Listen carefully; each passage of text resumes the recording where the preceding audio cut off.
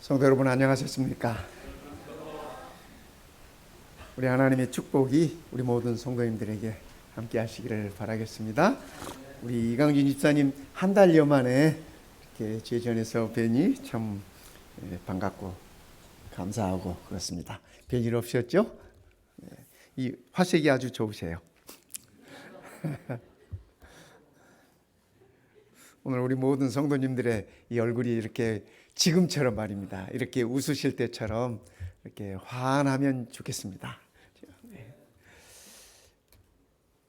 이번 주가 부활절이라고 하지 않습니까? 그렇죠? 그래서 이 6월절 때 우리 주님께서 금요일에 십자가에 돌아가시고 오늘 안식일은 무덤에서 쉬시고 그리고 일요일 새벽에 부활하셨습니다. 근데 부활절을 영어로 뭐라 그래요? 여러분들은 영어도 잘하셔. 이스터라고 그래요. 근데 이스터가 무슨 말인 줄 알아요? 부활하고 잘 안 어울리잖아요. 그런 생각 안 해보셨어요? 부활절을 영어로 이스터라고 그러는데 왜 이스터일까? 좀 궁금하시죠? 그 다음에 또 부활절이면 꼭 이렇게 토끼가 나와.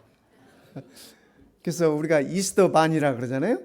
부활절에 왜 부활절인데 토끼가 나오나? 예수님 부활하셨는데. 그렇잖아요. 뭐 이런 귀여운 토끼들. 제가 어렸을 때 토끼를 키워봐서 잘 압니다. 근데 또 이건 뭐라 그래요? 계란. 서울 사람들은 계란을 결란 그러더라고요. 저는 서울은 사투리가 없는 줄 알았더니 서울 사람도 사투리가 있더라고. 결란. 그래서 이렇게 달걀에다가 이렇게 색칠도 하고 이쁘게 이렇게 해가지고 저도 우리 아이들이 어렸을 때 이 달걀을 플라스틱으로 만들어 놓은 게 있더라고요. 이렇게 열면 열려. 그래서 거기다가 초콜릿도 넣어주고 조금 애가 큰 다음엔 거기다가 5불짜리도 넣어주고 이렇게 했더니 이 이스터가 되면은 아빠 이번 금년에는 달걀 찾기 하지? 네. 근데 왜 이 달걀, 그죠? 이스터 때 달걀을 왜 나오는지. 이스터 때 또 이렇게 백합, 그죠? 순결을 나타낸다는 거 백합. 보니까 우리 꽃집에서도 이 꽃장식 하시면서 이렇게 백합을 이렇게 백합도 있고 카라꽃도 있고 뭐 근데 아주 예쁘게 이렇게 해주셨는데 이스터 때 이 백합은 왜 나올까? 우리가 기독교인으로서, 그죠? 기독교인으로서 이 부활절을 왜 이스터라고 하는지 그것 정도는 상식으로라도 우리가 좀 알아두는 게 좋지 않겠습니까? 오늘날 부활절을 뜻하는 이스터라는 명칭은, 그죠? 이스터라고 하는 이 명칭은 고대 색슨족의 여신 에오스트레에서 비롯되었다. 그러니까 이스터는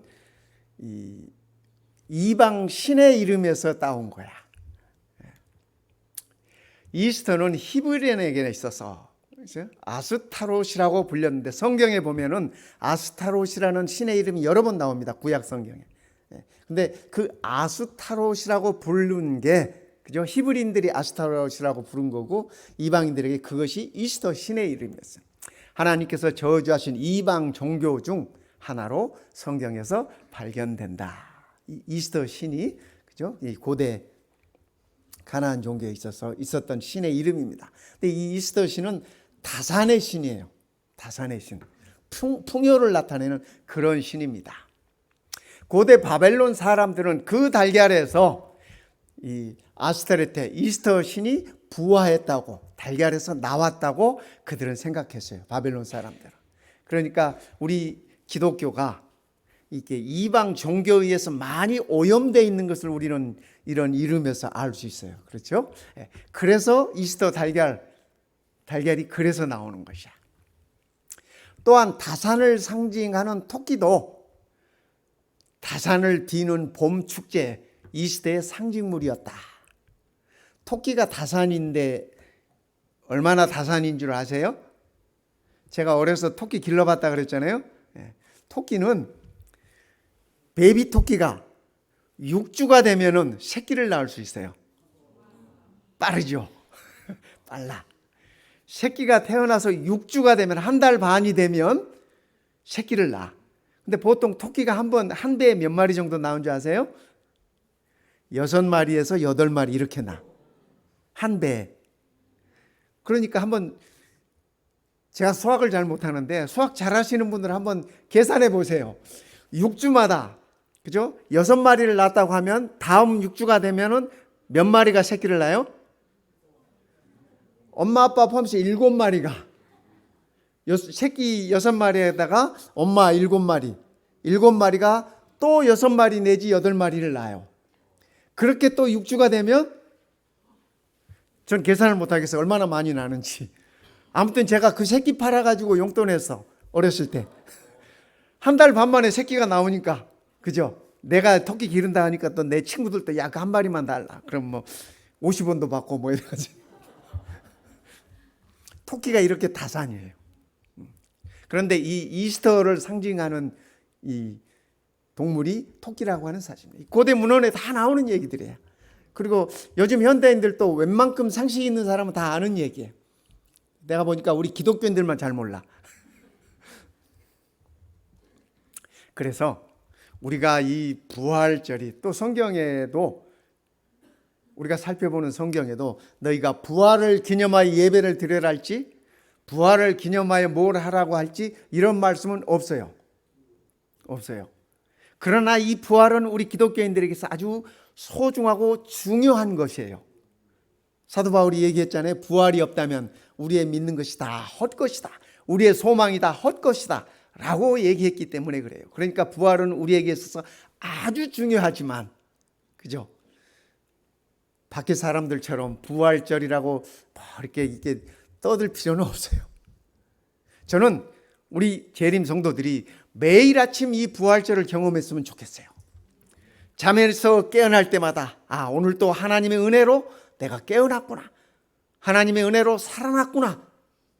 그러면서 그 은혜에 감사하면서 그 하루를 감사하는 마음으로 살아가고 하루가 저물 때 다시 또 하나님께 의지하는 마음으로 잠자리에 들고 새 아침에 또 새롭게 일어나는 그러한 매일매일의 삶이 이 부활을 경험하는 그러한 삶이었으면 좋겠다 하는 저의 바람입니다. 예수님의 무덤, 예수님의 무덤이 꼭 이 무덤은 아닌데 지금도 팔레스타인 지방에 가면은 이 무덤의 형태들이 이렇게 되어 있습니다. 굴을 파고 그 굴에 이렇게 더운 지방이잖아요. 그래서 거기에 시체를 안장하고 돌을 그 굴러다가 무덤 문을 이렇게 잠궈둡니다. 그런데 우리 예수님의 무덤은 어떠했을까? 돌아가신 우리 예수님의 무덤은 어떠했을까? 성경을 통해서 살펴보면 이렇습니다. 예수님의 무덤의 상태. 돌문으로 막아두었다고 합니다. 마태복음 27장 60절에. 그러니까 제가 이 팔레스타인 지방에 가봤습니다. 이스라엘 가봤습니다. 또 예수님의 무덤은 아니지만 예수님께서 이런 무덤에 갇히셨을 것이라고 하는 그 옛날 무덤이 보존되어 있는 무덤이 하나 있더라고요. 근데 그 앞에 정말 제 키보다 더 큰 돌이 있어요. 둥그런 돌입니다.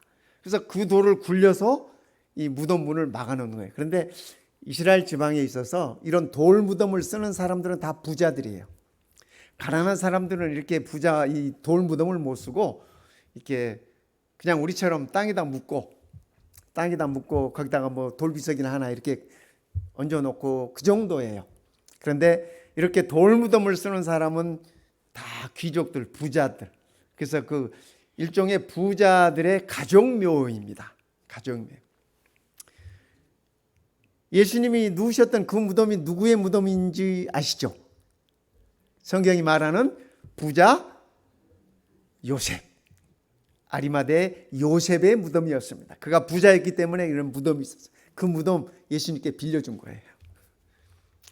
두 번째, 총독의 임봉이 있었어요. 빌라도 총독이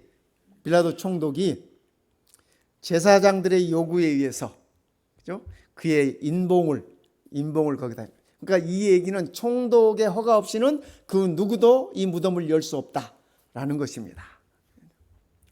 세 번째는 로마 군인들이 지키고 있었어요. 지키고 있었어요. 3일 동안이나 지키고 있었어. 금요일부터 안식일, 일요일 아침까지. 왜요? 제사장들이 얘기했거든. 그이가 평소에 했던 얘기가 내가 3일 만에 살아난다고 얘기했다. 그러니까 제자들이 시체를 훔쳐가고 살아났다고 속일 줄 모르니까 그럴 가능성이 있으니까 지켜주십시오 하고 부탁을 했어요. 그래서 로마 군인들이 3일 동안 지키고 있어요. 그러니까 예수님께서 무덤에 계시는 동안 우리가 세상적으로 봤을 때 이 무덤에서 나올 수 있어요, 없어요? 없어요. 불가능해요. 불가능해요. 혼자 저 돌 무덤에 이 문을, 그 바위를 밀어 제낄 수도 없고, 빌라도 총독의 허가 없이도 저 문은 열릴 수 없고, 설령 열었다 할지라도 로마 군인들이 창과 칼을 가지고 지키고 있기 때문에 무덤 밖으로 나올 수 없습니다. 우리 주님의 무덤의 상태가 이랬습니다. 그런데 우리 주님은 부활하셨어요. 믿으시죠? 예, 부활하셨어요. 저는 우리 주님의 무덤의 상태를 보면서, 그리고 오늘 우리들의 상태를 보면서 부활을 통해서 우리가 얻은 것이 무엇일까 생각해 봤습니다. 그래서 오늘 그것을 말씀으로 정리해서 우리 성도님들께 이렇게 나누는 것입니다.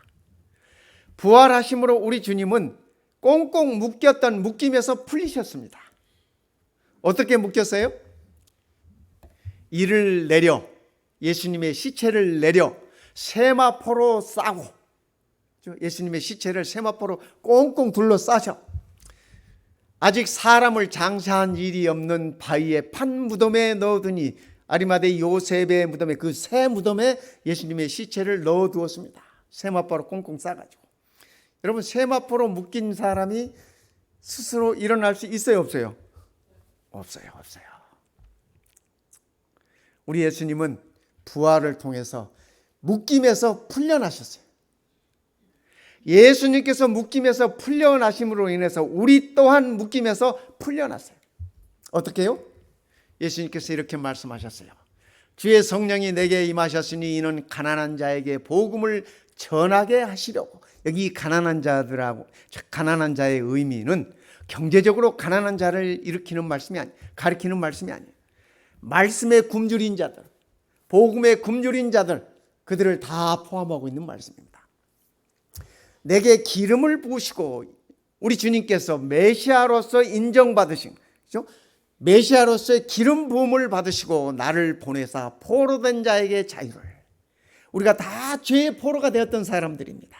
그런데 우리 주님께서 부활하심으로 우리는 포로됨에서 자유를 누리게 되는 것입니다.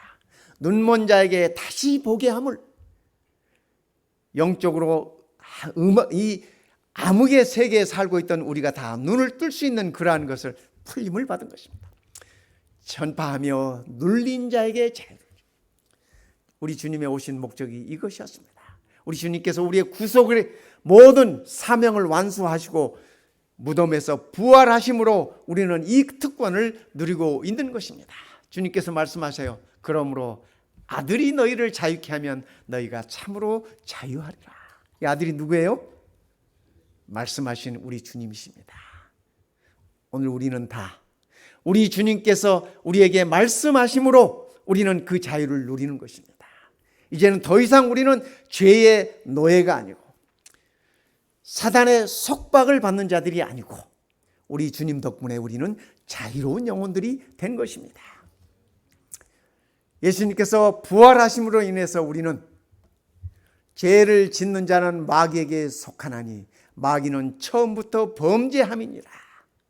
하나님의 아들이 나타나신 것은, 우리 주님께서 이 땅에 오신 것은, 십자가에서 구속을 완성하신 것은 마귀의 일을 멸하려 합니다. 기뻐하시기 바랍니다, 성도 여러분. 우리 주님께서 오시면 마귀는 끝이야. 그 지긋지긋한 마귀는 끝이야. 우리에게 모든 고통을 주고, 우리에게 모든 슬픔을 주고, 우리에게 모든 어려움을 제공하는 그 마귀 끝. 그죠? 우리 주님께서 부활하심으로 이미 마귀는 사형 선고를 받았습니다. 아직 집행만 되지 않은 것이야. 집행이 언제 돼요? 그죠? 우리가 말씀을 통해서 다 알아요. 그죠? 집행은 우리 주님께서 이 땅에 오시고 성도들을 다 데리고 하나님의 나라로 데리고 가신 다음에 천년이 지나고 다시 이 땅으로 우리가 돌아와요. 그때 사단과 모든 악인들의 최후의 심판이 그때 이루어지고 집행되는 겁니다. 그 이후로 사단이 집행을 받은 이후로 눈물도 다시 없고 고통도 다시 없고 사망도 다시 없고, 그죠? 악도 다시 없고 죄도 다시 없고 모든 것 끝. 기뻐하시기 바랍니다. 바울은 이렇게 적습니다. 이 썩을 것이 썩지 아니함을 입고, 우리의 몸을 가리키는 말, 이 썩을 것이. 저희 어렸을 때 어른들이 하는 말 중에 어른들이 그런 말씀 잘 쓰시더라고. 어우 저 썩을 놈 뭐 이런 말. 근데 가만히 들어보면 뭐 그 당시에는 그게 다 뭐 욕처럼 들렸는데 들어보면 그거 진리야. 그렇지 않습니까? 우리가 썩지 않을 사람이 아무도 없어. 이 썩을 것이 썩지 아니함을 입고 이 죽을 것이 죽지 아니함을 입을 때는 사망의 이김이 삼킨 바 되리라고 기록된 말씀이 응하리라. 그러니까 우리 주님의 부활을 통해서 우리는 사망까지도 다 풀린다고 하는 사실입니다. 두 번째, 우리 부활하신 예수님은 갇힘에서 열려졌어요. 무덤에서 갇히셨는데 부활을 통해서 열려지게 되신 것입니다. 빌라도가 가로되 너희에게 파수꾼이 있으니 가서 힘대로 굳게 하라 하거늘, 이 군인들 데려다가 굳게 지켜라, 그 말이에요. 저희가 파수꾼과 함께 가서 돌을 인봉하고 무덤을 굳게 하니라. 우리 예수님의 무덤은 굳게 닫힌 무덤이었습니다. 그러나 부활을 통해서 이 무덤이 열린 것이에요. 성도 여러분, 재밌는 건요, 이 마태복음 27장 지금 이 빌라도가 하는 말 앞에 살펴보면 이런 말씀이 있어요. 그 이튿날은 예비일 다음 날이라 대제사장들과 바리새인들이 함께 빌라도에게 모여 가로되, 빌라도에게 요청한 날이 어느 날이에요? 여러분, 이 말씀 읽으시고 이 날이 어느 날인지 아시겠어요? 그 이튿날은 예비일 다음 날이라. 예비일이 언제예요? 금요일이야. 금요일. 그렇죠? 6월절 양이 잡히던 날이에요. 그럼 이 날은 어느 날이에요? 안식일이에요. 안식일. 그죠? 여러분, 대제사장이, 그죠? 바리새인들이, 가장 영적인 사람들이 안식일에 뭐 해야 돼요? 그죠? 안식일을 기억하여 거룩히 예배를 드려야 돼요. 성전에 가서. 그런데 이들은 예수를 잡기 위해서 지금 뭐 해요? 안식일에? 빌라도가 가가지고 예수 시체 지켜달라고 부탁해. 저는 이 말씀 준비하면서 이 말씀을 다시 곱씹어 보면서 저 이 말씀을 잘 생각을 안 했더랬어요. 근데 오늘 설교 말씀을 이렇게 준비하면서 이 말씀을 보면서 제 가슴이 철렁했습니다. 혹여 나도 목사로서 이 대제사장들처럼, 이 바리새인들처럼 이런 잘못을 범하고 있지는 않는가 하는 생각을 갖게 됐습니다. 하나님의 아들을 죽이기 위해서 안식일을 범하면서까지 저 이방인 사람 빌라도 앞에 나아가서 그 예수를 감옥에서 죽음의 무덤에서 나오지 못하도록 지켜달라고 부탁을 하는 이 대제사장들, 이 바리새인들은 도대체 어떤 사람들일까요, 성도 여러분? 혹여 우리도 그런 모습은 없는지 우리가 우리의 자신들을 한번 살펴보면서 우리가 하나님께 겸손히 나아갈 수 있으면 좋겠습니다. 그렇게 무덤을 지켰어요. 네. 바울은 이렇게 얘기합니다. 교회를 모아 하나님이 함께 행하신 모든 일과 이방인들에게 믿음의 문을 여신 것을 고하고 제자들과 함께 오래 있으니라. 바울과 바나바가 전도여행, 선교여행을 가가지고 복음을 전하면서 그들에게, 이방인인 그들에게 또 믿음의 문이 열렸다고 얘기했습니다. 아들 예수 그리스도를 통해서, 예수의 부활을 통해서 믿음의 문이 열렸다. 성도 여러분, 우리도 감사하십시다. 우리 주님의 부활을 통하여 우리가 영원히 살 수 있는 믿음의 문이 열렸다고 하는 사실입니다. 누가복음 24장에는 저희 눈이 밝아져, 여기 저희는 누구냐면 엠마오로 가던 두 제자입니다.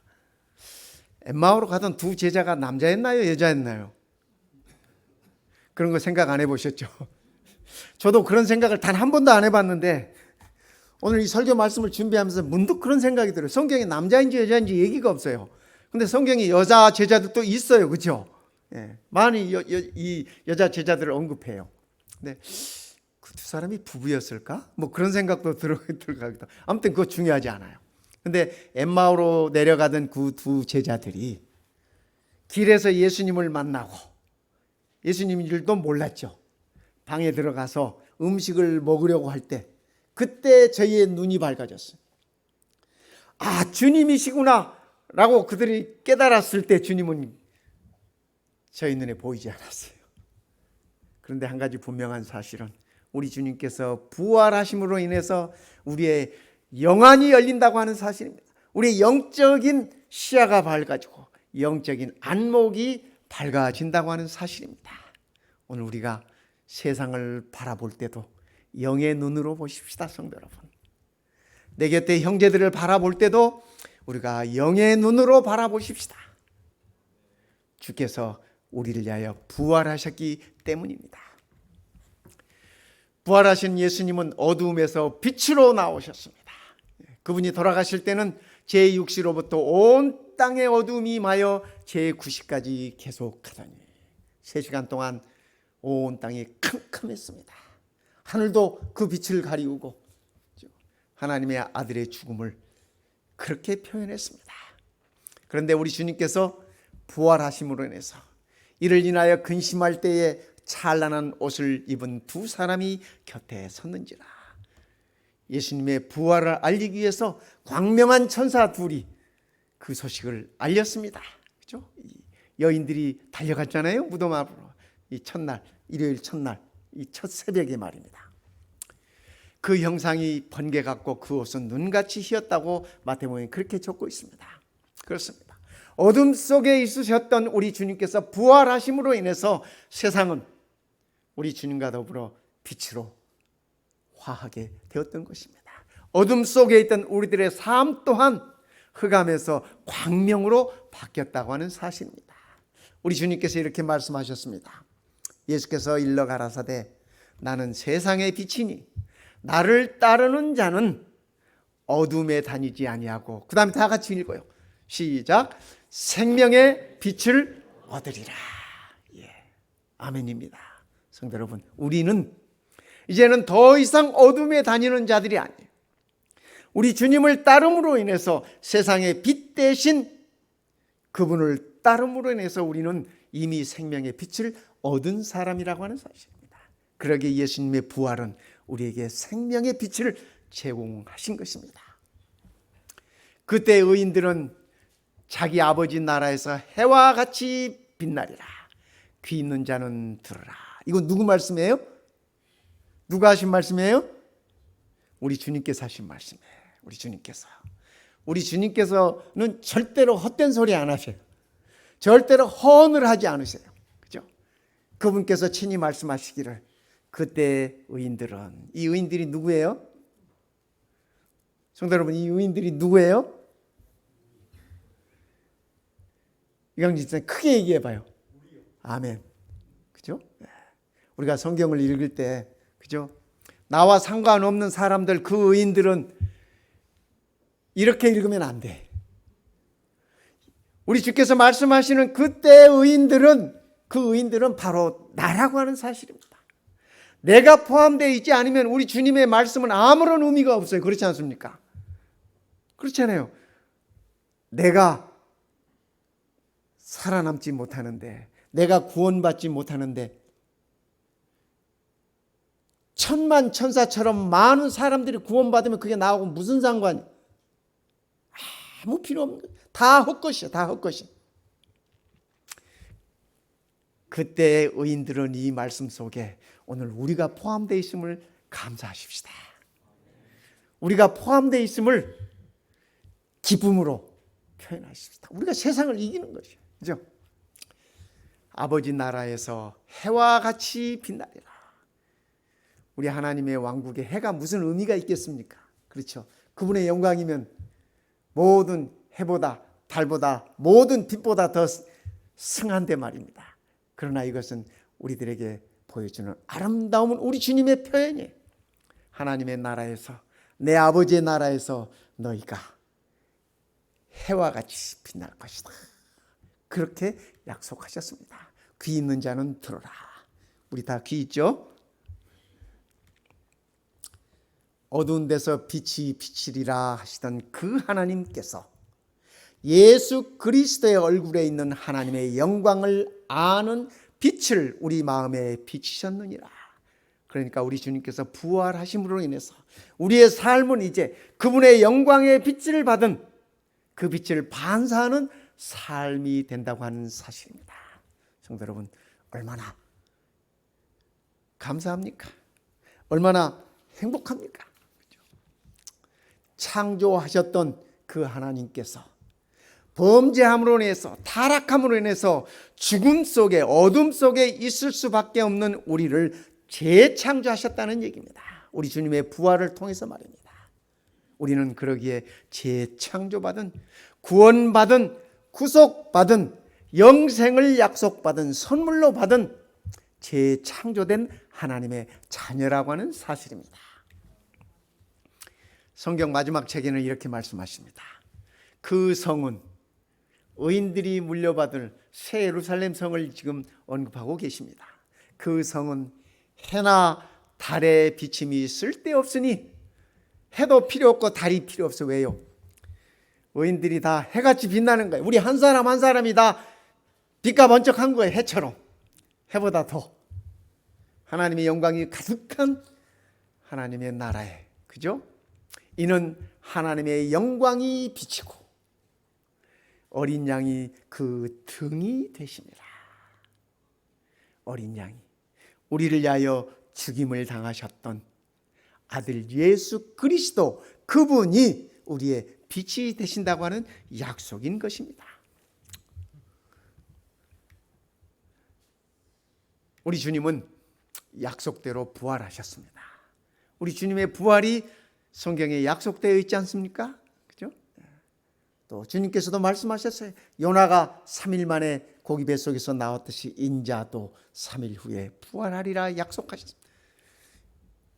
우리 주님은 약속하신 대로 부활하셨습니다. 그리고 그분은 우리에게 다시 오겠다는 약속을 하셨습니다. 이 약속은 아직 이루어지지 않았습니다. 우리는 이 약속을 기다리며 사는 백성들입니다. 그러기에 그 약속은 반드시 이루어질 것입니다.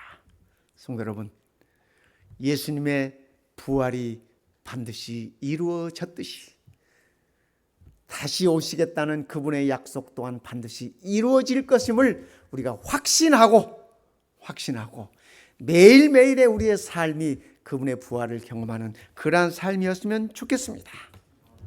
부활은 우리를 죄에서 풀려나게 했습니다.